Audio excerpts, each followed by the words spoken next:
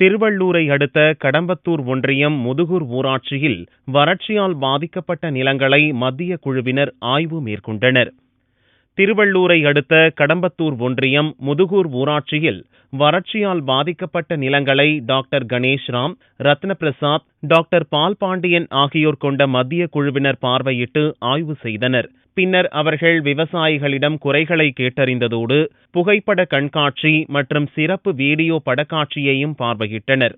இதனை அடுத்து செய்தியாளர்களிடம் பேசிய மாவட்ட கலெக்டர் சுந்தரவல்லி, திருவள்ளூர் மாவட்டத்தில் உள்ள 14 ஊராட்சி ஒன்றியங்களில் 9 ஊராட்சி ஒன்றியங்கள் வறட்சியால் பாதிக்கப்பட்டு உள்ளதாகவும், நெல் பயிர்கள் வறட்சியால் சேதமடைந்து உள்ளதாகவும், முதுகூரில் வறட்சியால் பாதிக்கப்பட்ட நிலங்களை பார்வையிட்ட மத்திய குழுவினர் இது குறித்து மத்திய அரசிடம் விரிவான அறிக்கை வழங்குவார்கள் என்றும் கூறினார்.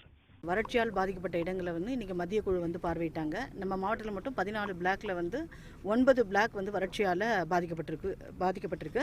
கிட்டத்தட்ட 6114 ஹெக்டேர் பாதிக்கப்பட்டிருக்கு. அதை நாங்கள் இங்கே இந்த உளுந்தை கிராமத்தில் அவங்க மத்திய குழு பார்வையிட்டாங்க.